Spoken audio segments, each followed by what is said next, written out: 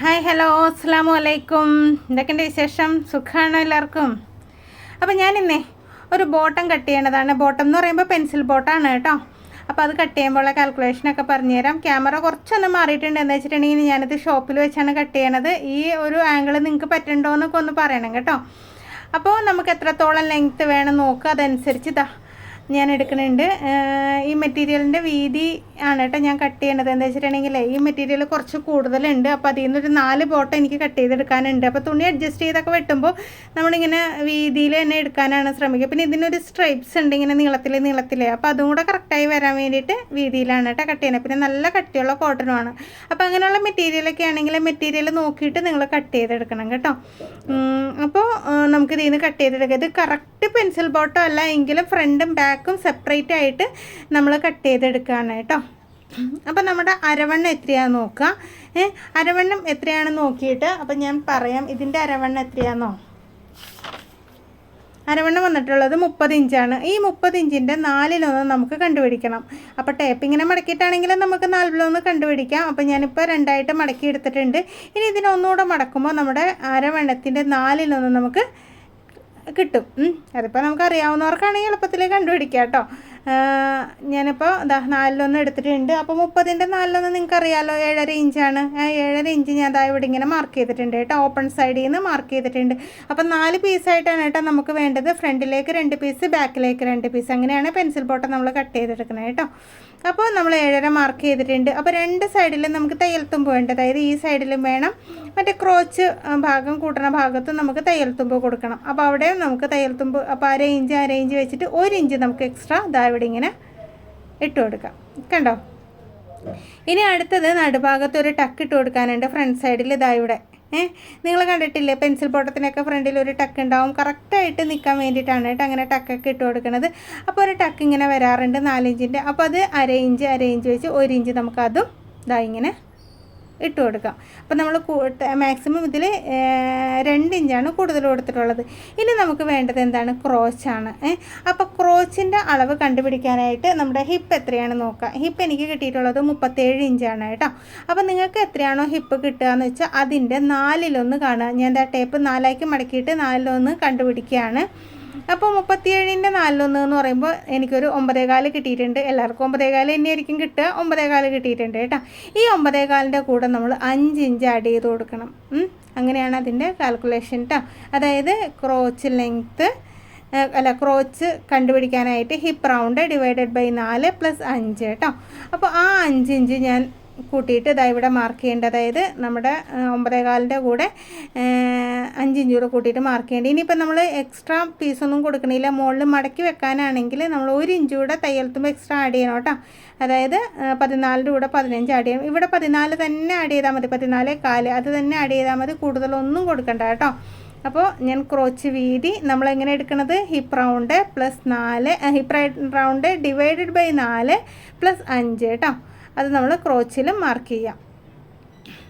ഇവിടെ ഇങ്ങനെ മാർക്ക് ചെയ്തെടുക്കാം കേട്ടോ. കണ്ടോ? അപ്പോൾ ഷോപ്പിലായതുകൊണ്ട് ഉള്ളിൽ കുറച്ച് സൗകര്യക്കുറവുണ്ട്. നമുക്ക് അത് അഡ്ജസ്റ്റ് ചെയ്തൊക്കെയാണ് ഞാൻ കട്ട് ചെയ്യണത്. കട്ട് ചെയ്യാനൊക്കെ എളുപ്പമാണ്. ക്യാമറ വെക്കാനാണ് സ്ഥലമില്ലാത്തത്. മെഷീനും എല്ലാം കൂടി ഇരിക്കണോണ്ടേ.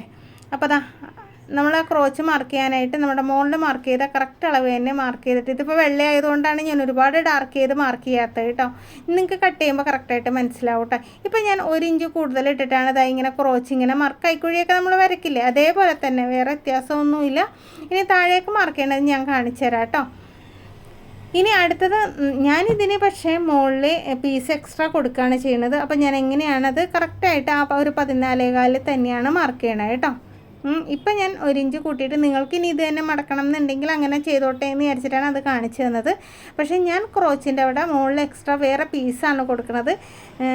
എന്ന് വെച്ചിട്ടുണ്ടെങ്കിൽ അതാണ് കുറച്ചുകൂടെ പെർഫെക്റ്റായിട്ട് എനിക്ക് തോന്നാറ്. ഇതിൻ്റെ തന്നെ പീസ് എടുത്ത് വെക്കുമ്പോഴേ ഇത് തന്നെ മടക്കുമ്പോൾ ആ ടക്കൊക്കെ കറക്റ്റായിട്ട് വരാൻ ചാൻസ് ഇല്ല. അതുകൊണ്ട് തന്നെ ഇതേപോലെ ക്രോച്ച് വരച്ചൊക്കെ എടുത്തിട്ടുണ്ട്. ഇനി ഫ്രണ്ട് പീസ് ആണ് ഇപ്പോൾ ഇത് നമ്മൾ കട്ട് ചെയ്തെടുക്കുന്നത്. ബാക്ക് പീസ് വെട്ടുമ്പോൾ ഇത്തിരിയും കൂടെ വ്യത്യാസമുണ്ട് കേട്ടോ.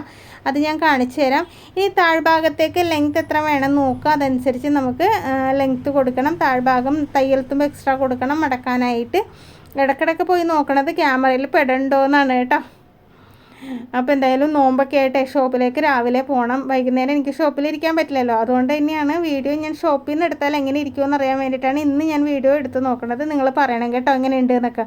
ഇനി ക്യാമറയുടെ ആംഗിൾ മാറ്റണമെങ്കിലും അത് പറയണേ. ഇപ്പോൾ താഴ്ഭാഗം ഞാൻ പോയിട്ട് അവിടെ കറക്റ്റ് ചെയ്യുന്നുണ്ട്, പക്ഷേ അത് ക്യാമറയിൽ പെട്ടിട്ടില്ല. ഞാൻ കാണിച്ചു തരാം കേട്ടോ. കട്ട് ചെയ്യുമ്പോൾ എന്തായാലും കാണിച്ചു തരാം എന്താണ് അവിടെ ഞാൻ ചെയ്യണതെന്നുള്ളത് ഒന്നുകൂടെ ഞാൻ കാണിച്ചു തരാം കേട്ടോ. അതായത് അവിടെ മടക്കി വെച്ചിട്ടാണ് നമ്മൾ കട്ട് ചെയ്യേണ്ടത്. അത് ഞാൻ കാണിച്ചു തരാം. അപ്പോൾ എന്തായാലും ക്രോച്ച് എടുക്കുന്നതും ബട്ടക്സ് എടുക്കുന്നതും എല്ലാം മനസ്സിലായല്ലോ. അളവെടുക്കുമ്പോൾ കറക്റ്റായിട്ട് അളവെടുക്കണം കേട്ടോ. വിരൽ വെച്ചിട്ട് ലൂസ് എടുക്കുന്ന ആൾക്കാരൊക്കെ ഉണ്ട്, അങ്ങനെ വേണ്ട.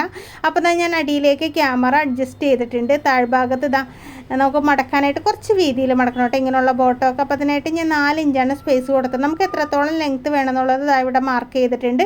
ഇതിന് താഴേക്ക് ഒരു 4 ഇഞ്ച് ഞാൻ സ്പേസ് കൊടുത്തിട്ടുണ്ട്. അത് അടിയിലേക്ക് ഇങ്ങനെ മടക്കി വെക്കാനുള്ളതാണ്. അപ്പോൾ വെട്ടണതിന് മുമ്പ് തന്നെ നമ്മളിങ്ങനെ മാർക്ക് ചെയ്തിട്ട് ആ മാർക്ക് കറക്റ്റാക്കിയിട്ട് നമുക്കൊന്നിങ്ങനെ മടക്കി വെക്കാം. മടക്കി വെച്ചിട്ട് കട്ട് ചെയ്യുകയാണെങ്കിൽ നമുക്ക് തയ്ക്കുമ്പോഴൊക്കെ എളുപ്പമായിരിക്കും കേട്ടോ. എന്നാൽ ഇങ്ങനെ ഒന്ന് മടക്കി വെക്കാം. അപ്പോൾ നമ്മളിത് പെൻസിൽ ബോട്ടം അല്ലാന്ന് പറഞ്ഞില്ലേ, നമ്മുടെ ഈ സ്ട്രെയിറ്റ് ബോട്ടം ഇല്ല, അതായത് പാൻറ്റ് പോലത്തെ ബോട്ടം, അതാണ് കേട്ടോ നമ്മൾ കട്ട് ചെയ്യണത്. അപ്പോൾ അതാ നോക്കി, ഇത് നമ്മുടെ കാൽഭാഗം ഇങ്ങനെ കട്ട് ചെയ്തെടുക്കണം. ഇത്തിരി കട്ടിയുള്ള മെറ്റീരിയലാണ് കേട്ടോ, അതുകൊണ്ട് ഇത്തിരി ബുദ്ധിമുട്ടുണ്ട്. പിന്നെ ഈ കത്രിക ഉണ്ടല്ലോ, നമ്മൾ കഴിഞ്ഞ ദിവസം വാങ്ങിച്ചതാണ് കേട്ടോ. നല്ല കത്രിക കേട്ടോ, ഞാൻ കാണിച്ചു തരാം. നല്ല മൂർച്ചയൊക്കെ ഉണ്ട്, ഒരുപാട് വെയിറ്റും ഇല്ല. പിന്നെ ഈ കൈ ഇടുന്ന ഭാഗത്ത് ഇങ്ങനെ പ്ലാസ്റ്റിക് കോട്ടിങ് ഉള്ളതുകൊണ്ടേ നമ്മുടെ കൈ പെട്ടെന്ന് ഡാമേജ് ആവുകയില്ല. വിരലിൽ നിന്ന് തഴമ്പ് വീഴാതെ. ROC എന്നാണ് കേട്ടോ ഇതിൽ എഴുതിയിട്ടുള്ളത്. 12 ഇഞ്ച്. ഒരുപാട് വെയിറ്റ് ഒന്നും ഇല്ല കേട്ടോ, സുഖമായിട്ട് നമുക്ക് കട്ട് ചെയ്യാം. ഇതിപ്പോൾ 12 ഇഞ്ചാണ്. നമ്മൾ സാധാരണ 10 ഇഞ്ചൊക്കെ മതിയാവും കേട്ടോ നമ്മൾ ലേഡീസിനൊക്കെ കട്ട് ചെയ്യാനൊക്കെ. ഇത് നമ്മുടെ മാസ്റ്റർക്ക് വേണ്ടിയിട്ട് നമ്മൾ വാങ്ങിച്ചതാണ്. 350 രൂപയുള്ളൂ കേട്ടോ, ഒരുപാട് വിലയൊന്നുമില്ല. പെയ്ഡ് പ്രൊമോഷനൊന്നും അല്ല, ഞാൻ വാങ്ങിച്ചത് എനിക്കിഷ്ടമായപ്പോൾ ഞാൻ നിങ്ങളെ കാണിച്ചു തന്നു മാത്രം. ഓക്കെ, അപ്പോൾ ഇതിങ്ങനെ കട്ട് ചെയ്തെടുക്കുകയാണ് കേട്ടോ. ക്രോച്ച് ഭാഗം, അതായത് നമ്മുടെ ക്രോച്ച് തയ്യൽത്തുമ്പോൾ എക്സ്ട്രാ കൊടുത്തിട്ടില്ല കേട്ടോ. നമ്മുടെ hip round plus 4 hip round divided by 4 + 5, അതാണ് നമ്മുടെ ക്രോച്ചിൻ്റെ ലെങ്ത്തും ക്രോച്ചിൻ്റെ വീതിയായിട്ട് നമ്മൾ കൊടുത്തേക്കുന്നത്. കൂടുതൽ നിങ്ങൾക്ക് ക്രോച്ചിന് ലെങ്ത്ത് വേണമെന്നുണ്ടെങ്കിൽ എക്സ്ട്രാ തയ്യൽത്തുമ്പ് കൊടുക്കാം കേട്ടോ. അപ്പോൾ ഇത്രയും കാര്യങ്ങൾ മനസ്സിലായില്ലേ? അപ്പോൾ ഇതുപോലെ 2 പീസ് നമുക്ക് വേണം. ആ 2 പീസ് കട്ട് ചെയ്തെടുത്തിട്ടുണ്ട്. അത് ആ പീസ് തന്നെ വെച്ചിട്ട് ഒന്നുകൂടെ കട്ട് ചെയ്തെടുത്തതാണ്. ഇനി ബാക്ക് പീസ് കട്ട് ചെയ്യുമ്പോൾ കുറച്ച് കാര്യങ്ങൾ ശ്രദ്ധിക്കാനുണ്ട്, അത് ഞാൻ കാണിച്ചു തരാം കേട്ടോ. ഇതിപ്പോൾ പെൻസിൽ ബോട്ടമാണ് നമ്മൾ കട്ട് ചെയ്യണമെങ്കിൽ നമ്മുടെ തുടയുടെ അളവ് വേണം, അതുപോലെ തന്നെ മുട്ടിൻ്റെ ഭാഗത്ത് അളവ് വേണം. എന്നിട്ട് അതൊക്കെ കാൽക്കുലേറ്റ് ചെയ്തിട്ട് തുണിയിൽ മാർക്ക് ചെയ്തിട്ടാണ് നമ്മൾ കട്ട് ചെയ്യുന്നത്. പക്ഷേ ഇതിപ്പോൾ പാൻറ്റ് പോലത്തെ താഴ്ഭാഗത്ത് ഒരു 12 ഇഞ്ച് ബെല്ല് വരണ പലാസോ അല്ല, ഒരു പാൻറ്റ് പോലത്തെ ജെൻസ് പാൻറ്റ് പോലത്തെ ഒരു ബോട്ടമാണ്. അപ്പോൾ അങ്ങനെ വരുമ്പോഴത്തേക്ക് നമുക്ക് ഈ തുടയുടെ അളവൊന്നും ആവശ്യമില്ല കേട്ടോ. താഴത്തെ ഫ്ലെയർ അനുസരിച്ച് നമുക്ക് ലൂസ് കൊടുക്കാം. അപ്പം ഞാൻ ഇങ്ങനെ ബാക്ക് സൈഡിൽ എലാസ്റ്റിക് ഇടാനായിട്ട് മുകളിലായിട്ട് 2 ഇഞ്ച് കൂടുതലായിട്ട് ഇവിടെ ഇങ്ങനെ മാർക്ക് ചെയ്ത് കൊടുത്തിട്ടുണ്ട്. എന്നിട്ട് അവിടെ നിന്ന് ക്രോച്ചിലേക്ക് ഇങ്ങനെ വളച്ച് ഒരു വര ഇട്ട് കൊടുക്കുന്നുണ്ട്, കണ്ടോ. അപ്പോൾ ഇത് ബാക്ക് പീസിൽ നമ്മൾ എലാസ്റ്റിക് ഇടുമ്പോൾ കറക്റ്റായിട്ട് വന്നോളൂ കേട്ടോ. അപ്പോൾ താഴ്ഭാഗമൊക്കെ ഞാൻ വരച്ചിട്ടുണ്ട്.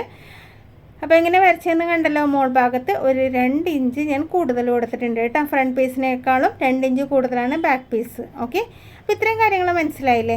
അപ്പോൾ ഇതിൻ്റെ സ്റ്റിച്ചിങ് വീഡിയോ ഞാൻ എടുത്തിട്ടില്ല കേട്ടോ. എന്താ വെച്ചിട്ടുണ്ടെങ്കിൽ ഈ വൈറ്റ് കളർ തുണി സ്റ്റിച്ച് ചെയ്യുമ്പോൾ നമ്മുടെ മെഷീനും വെള്ളയാണല്ലോ. അപ്പോൾ അതാകുമ്പോൾ നിങ്ങൾക്ക് കണ്ടുപിടിക്കാൻ ഇച്ചിരി ബുദ്ധിമുട്ടാവും. അപ്പോൾ നിങ്ങൾക്ക് ആർക്കെങ്കിലും സ്റ്റിച്ചിങ് വേണമെന്നുണ്ടെങ്കിൽ പറഞ്ഞാൽ മതി, ഞാൻ കളറ് ബോട്ടത്തിൽ ഏതിലെങ്കിലും ചെയ്ത് കാണിച്ചു തരാം. അപ്പോൾ എന്തായാലും നോക്കി അടിപൊളിയായിട്ട് നമ്മൾ ബോട്ടം കട്ട് ചെയ്തെടുത്തിട്ടുണ്ട്. പെൻസിൽ ബോട്ടം വെട്ടണത് വേണമെങ്കിൽ കാണിച്ചു തരാം കേട്ടോ. അത് വേണമെന്നുണ്ടെങ്കിൽ പറഞ്ഞാൽ മതി, നിങ്ങൾ കമൻറ്റ് ചെയ്യണ അനുസരിച്ചിരിക്കും. അപ്പോൾ വീഡിയോ ഇഷ്ടമായാൽ ലൈക്ക് ചെയ്യാനും ഷെയർ ചെയ്യാനും സബ്സ്ക്രൈബ് ചെയ്യാനും ഒന്നും മറന്നു പോകരുത് കേട്ടോ.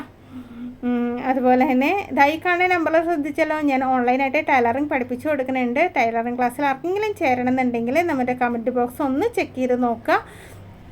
അപ്പോൾ ക്ലാസ്സിൻ്റെ ഡീറ്റെയിൽസൊക്കെ ഞാൻ കമൻറ്റ് ബോക്സിൽ പിൻ ചെയ്ത് വെച്ചേക്കാം കേട്ടോ. അപ്പോൾ ഇത്രയൊക്കെയുള്ളൂ ഇന്നത്തെ വിശേഷം. അടിപൊളി വിശേഷം വീഡിയോ കേട്ട് അടുത്ത ദിവസം വീണ്ടും വരാം. താങ്ക്